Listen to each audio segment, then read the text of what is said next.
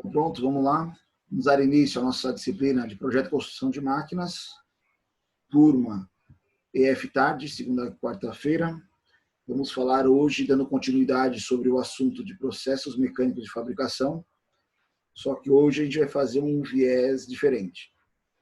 Dentro dos processos de fabricação, esse slide que está projetado aí para vocês, ele é o mesmo que foi utilizado na aula passada. Quero usar somente essa tela aqui para a gente fazer alguns comparativos e algumas considerações.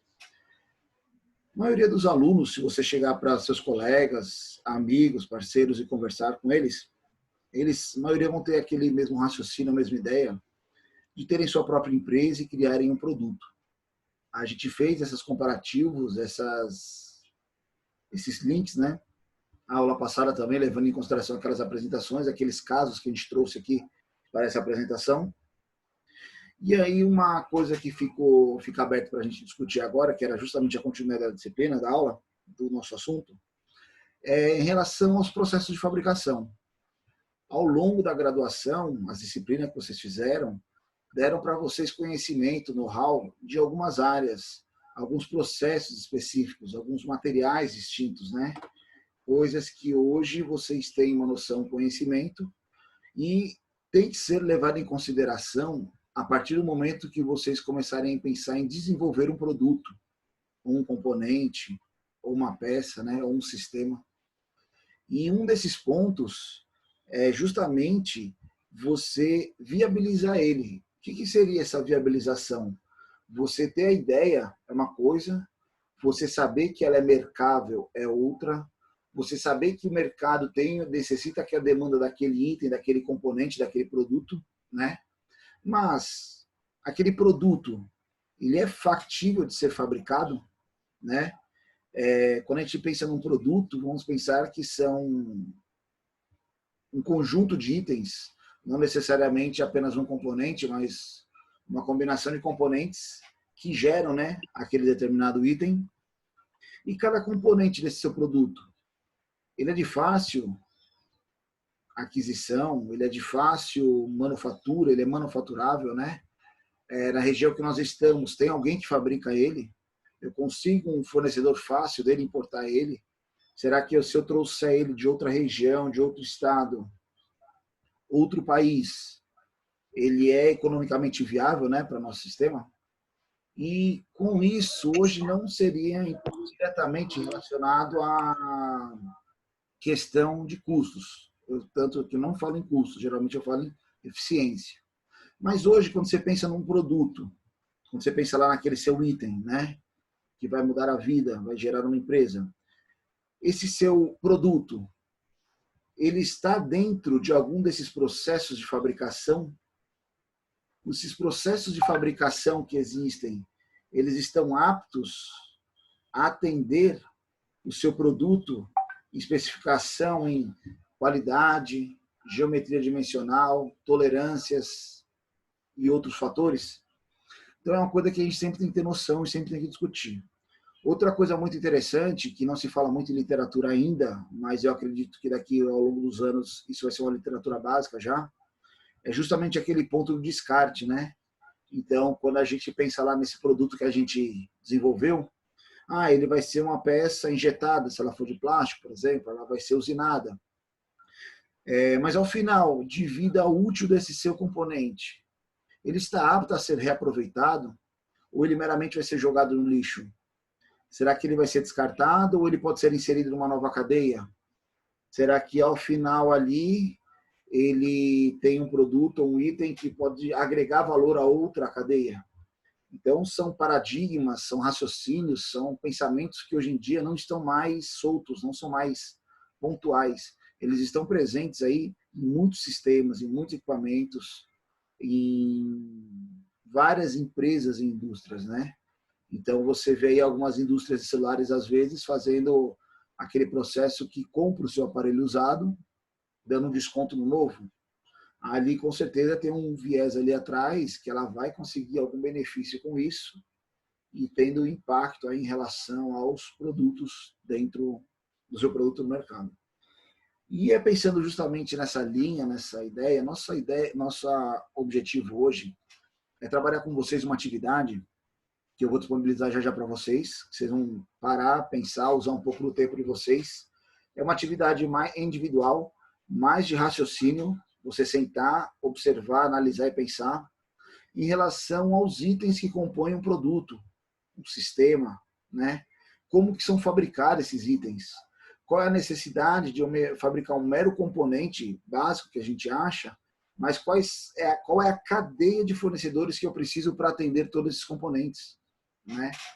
E aí, um exemplo disso que eu posso falar para vocês, por exemplo, se eu trazer aqui para vocês uma imagem, pegar uma imagem bem usual aí do nosso dia a dia, né? Ó. Esse aqui nada mais é do que uma vista explodida e uma lista de componentes de um ventilador comum, residencial, desse que a gente tem em casa, né? O ventilador aí de mesa ou de coluna, né? Que eles chamam. Então a gente olha esse produto, quando a gente compra ele lá é de fácil aquisição, qualquer prateleira de lojas aí eu consigo comprar um, tendo capital para isso, a gente compra, né? E aí você olha lá, para a gente quando vai comprar, é meramente um item, é um componente, é o ventilador. Para o fabricante, se a gente olhar essa listagem aqui, ó, são 44 itens que ele tem que se preocupar para compor este único item dele. Isso, olha só que interessante. Tem itens aqui que ele considera como um componente, por exemplo, o nosso item 11, vou aumentar um pouquinho aqui o zoom dele. O item 11, ele classifica aqui ó, como motor 127 volts.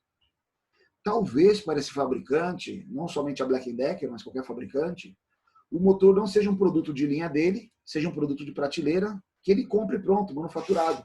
Então, para ele é apenas um item. Ele tem um fornecedor que fornece o motor. Ele não precisa se preocupar com os componentes internos ou que geram esse motor, né? Então, pensando ainda dessa forma, né, que o motor é uma única peça, ele tem aí 44 itens que compõem o sistema dele. E aí a gente vai parar e pensar e analisar, a gente particularmente, né? Eu vou olhar aqui assim, por exemplo, vamos olhar aqui a composição desse ventilador. A gente tem aqui, por exemplo, a hélice, né? Ó, o item 6. É a hélice. Ele chama aqui de hélice, então aqui a gente tem uma referência, um código, uma descrição e uma quantidade de elementos dentro do nosso sistema. Quando ele pega essa hélice, a gente sabe hoje em dia, usualmente, que essas hélices são de plástico. Não sei qual é o plástico, não sei qual é a composição, se é um P1, PN, polipropileno, poliestireno, qual é a gramatura, densidade desse plástico, tá?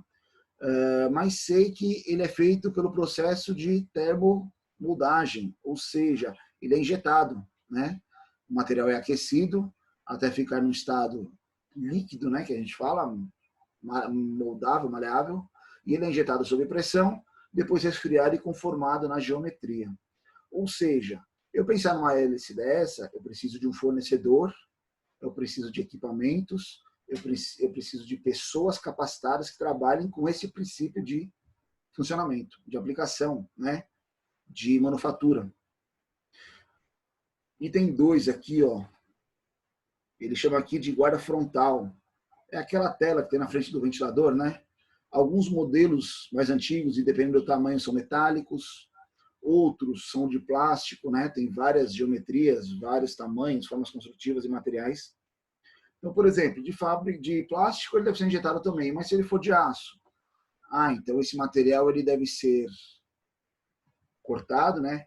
A gente não precisa pensar desde a concepção do aço. Eu não preciso pensar lá que ele passou lá por um alto forno, né? Que ele foi ligotado, depois passou por uma laminação, foi lá ou forjado, qual for o processo, laminado geralmente esses arames, e que passou para ele ter a conformação. Provavelmente ele foi confeccionado de forma por soldagem e estampagem, né? Então ele deve ter tido ali um processo de união por ponto, né? Por ponteamento, e depois ter recebido o formato dele através de estampagem, digamos.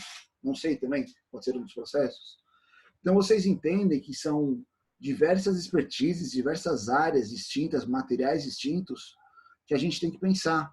A gente como engenheiro, a gente como projetista, tem que ter uma noção de tudo aquilo que eu especifico para o meu item, ou que o meu item tem uma necessidade de ter na composição dele, se esse item pode ser mercável, pode ser manufaturável, né? Ele pode ser fabricado efetivamente. Tem diversos outros itens. Ó. A gente tem aqui, por exemplo, eu falei do motor agora há pouco, né? O item 41. Ele chama aqui de cabo elétrico. Esse item 34, deve ser um adesivo. Máscara em PVC, ó. Ele chamou de máscara em PVC, deve ser um adesivo. Tem uma pessoa que consegue imprimir isso para mim, consegue trabalhar um material de boa qualidade, certa resistência, ele fica próximo dos botões, né? Então tem bastante atrito ali com os dedos, com a mão, né? Conforme o usuário utiliza nosso ventilador. E assim por diante. Então veja que são diversos itens, diversos componentes, né? Que fazem desse material. E o cara que projetou ele não teve somente a ideia. Logicamente deve ter sido uma equipe, mas eles têm a noção dos processos de fabricação. Tudo que leva em consideração para ser feito este componente. E o quanto isso é importante para viabilizar o seu projeto. Em contrapartida disso, a gente falou lá na apresentação da aula passada, né? Aqueles projetos que na nossa concepção lá da construção da unidade de bombeio, por exemplo, a gente achava que fundição era fácil. Fundição Fortaleza deve ter alguém que funde, né? E aí, quando a gente foi ver, não tinha quem fundisse naquela proporção, tá? Então, ou seja, você conhecer, novamente reforço, você conhecer seus parceiros, você conhecer seus fornecedores, você conhecer o mercado em que você está inserido, é muito importante. Isso, às vezes, até justifica você entender o porquê uma indústria automobilística ela se instala numa região isolada do Brasil. Talvez ali ela esteja num ponto médio, né, de distâncias entre uma cadeia de fornecedores ou uma cadeia logística de distribuição, né? O Ceará aqui ele tem um ponto estratégico, né, em relação à saída do Brasil, né? O ponto geográfico que a gente está instalado. Ou seja, tudo isso é levado em consideração dentro do projeto, é uma gama muito maior. Hoje a gente está falando só dos processos de fabricação, ok? Por exemplo, vamos trazer uma outra imagem aqui, ó. Vamos pensar aqui mais na mecânica. Motorredutor. Motorredutor é um motor acoplado a uma caixa de redução, trabalha em conjunto, né? Que ali você tem aquela variação, rotação e potência, né? Diminui a rotação, ganha potência, aumenta o torque, assim por diante, né? Se você olhar aí, ele tem acho que 36 itens distribuídos aqui, né? Esses itens. E aí, quando você começa a observar esses itens, olha que interessante. Talvez aqui seja fácil para a gente compreender e entender cada um deles. Ele trata aqui, o número 4, como motor elétrico. Número 4, motor elétrico. Ou seja, novamente, ó, para um cara da mecânica, o motor elétrico é só um componente de prateleira. Ele vai lá na prateleira, pega esse motor e instala no projeto dele. Tranquilo, sem problemas. Quando é um produto assim de linha de produção de outro componente, de outro fabricante, que para a gente é um item, lá para o fabricante do motor é um produto, para a gente é um item. Ele é apenas um produto ou um item manufaturado, ou seja, ele é fabricado por terceiros, né? Tranquilo, sem problema algum. Mas se a gente dá uma olhada aqui no longo das mais das peças, por exemplo, aqui, ó, esse número 7, flange. Provavelmente deve ser uma flange metálica, feita através de um processo de usinagem. Por que usinagem? Porque ela tem um acabamento superficial, ela deve ter uma geometria de encaixe, de tolerâncias dimensionais, né? Dependendo da caixa de redução, ela pode trabalhar com imersa em óleo, né? Então ela tem que ter uma certa estanqueidade, vedações. Se você olhar mais para frente aqui, ó, o item 8, retentor da flange. E aqui, ó, o item 28, o ringue da tampa, né? O O-ring da tampa. São elementos de vedação, são elementos flexíveis, né? Geralmente, vamos chutar aqui, eles são de borracha, mas podem ser algum outro tipo de material, um silicone, né? Uma gacheta, dependendo aí da pressão, dependendo da capacidade de isolamento, da força que ele está trabalhando. E digamos que ele seja, então, uma borracha, né? A grosso modo é um isolamento de borracha, uma vedação de borracha. Então, a composição dele é uma borracha. E como será que ele é feito? Não, ele vai ser feito através da vulcanização. Eu vou esquentar a borracha, prensar ela quente, ela vai se conformar termicamente, não por injeção. Poderia ser até por injeção também, mas muitas vezes ela é vulcanizada. E aí você vai pensando, né? É interessante, tem uns processos. Mas o que eu quero que vocês tenham na mente, que vocês pensem ou imaginem? Esses processos são viáveis para o seu produto? A gente tem que levar isso em consideração lá durante o projeto e construção de uma máquina ou componente. Ok?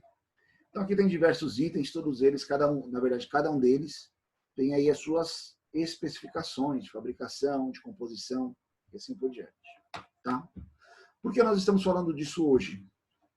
Eu vou disponibilizar para vocês no Fórum Online já uma atividade onde será discutido essa telinha aqui. Eu vou mudar a tela aqui só para vocês enxergarem melhor.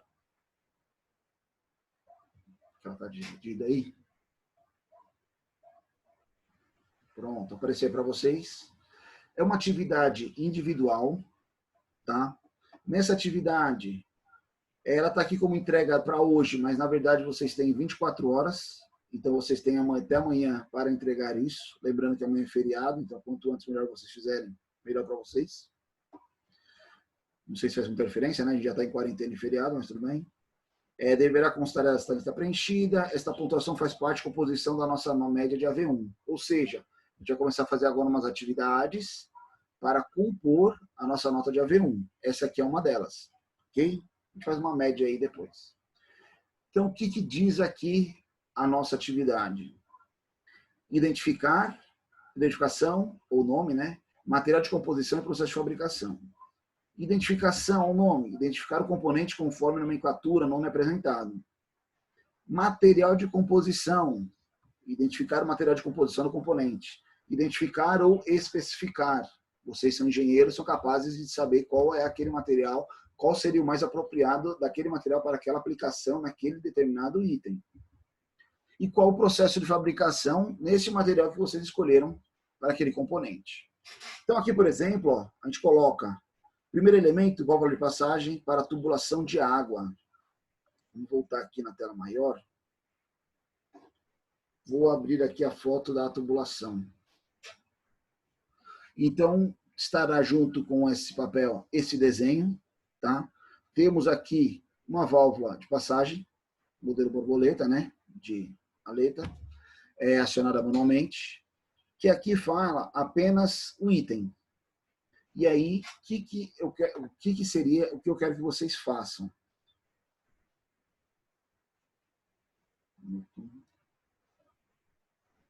Mal.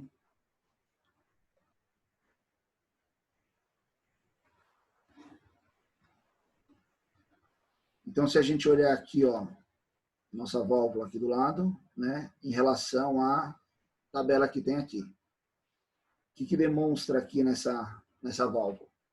Você vai olhar o quê? Item número 1, ele chama aqui de corpo. Eu vou resolver esse item 1 com vocês, na minha concepção. O item número 1 da válvula, você vê que essa válvula tem, aqui está com 14 itens, basta só acrescentar uma linha aqui depois, esse documento ele vai aberto para vocês em Word, justamente para vocês editarem e mandarem de volta. Então você vai olhar aqui, item 1, ele chama aqui de corpo, eu poderia chamar de carcaça, corpo, né? Tranquilamente. Material de composição. Aí eu vou pensar, é uma válvula de passagem e tubulação para a água. Não é nenhum produto corrosivo, não é nenhum ácido. Então, tecnicamente, vamos pensar aqui. Se ela fosse de plástico, poderia?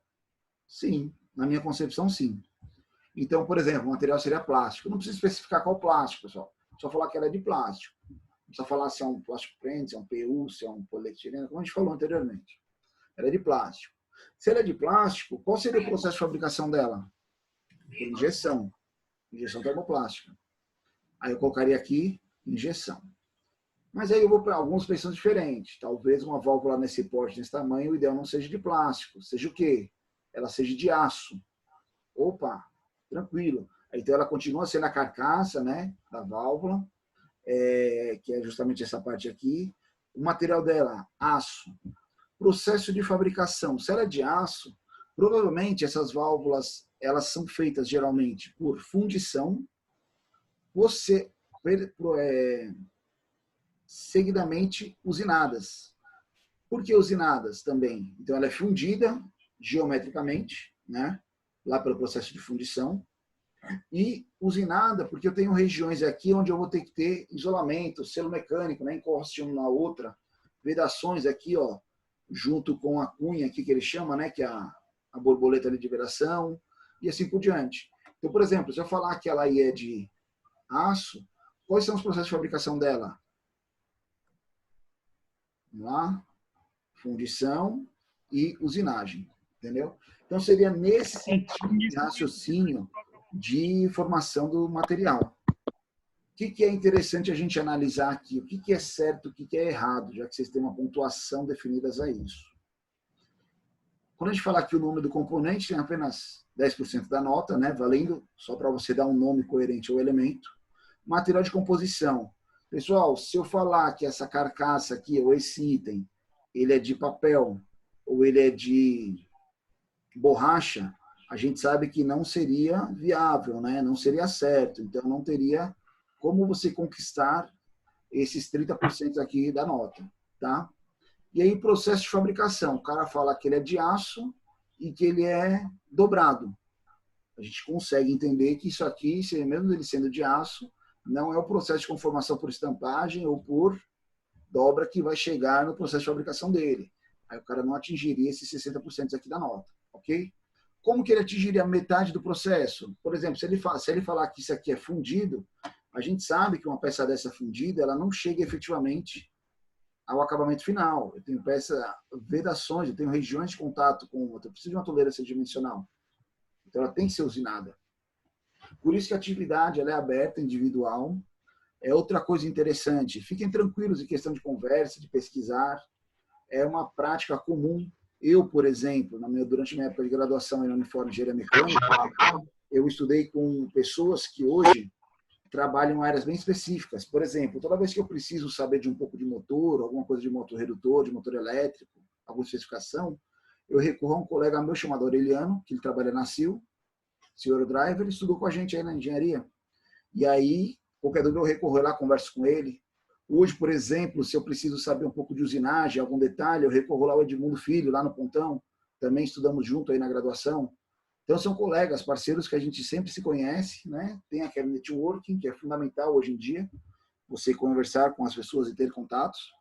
Então, vocês recorrerem à internet, pesquisar como é a válvula, qual é o processo de fabricação, não tem problema, isso é fundamental. Essa pesquisa, ela contribui para o desenvolvimento do seu projeto, tá?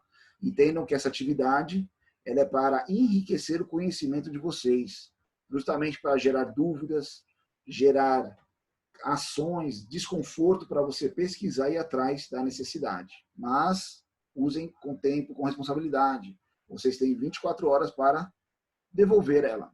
E assim ir compondo a nota de AV1. Ok?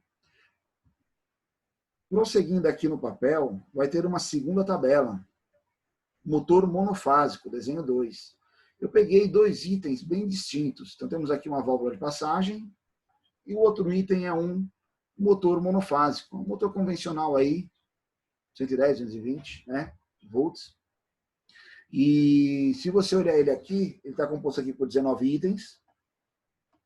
E aí você vai vendo a composição dele. Então, por exemplo, esse item número 9, carcaça. Como é feita a carcaça de um motor? Fica a dúvida aí, fica aí a incógnita, né, para vocês pensarem, pesquisarem.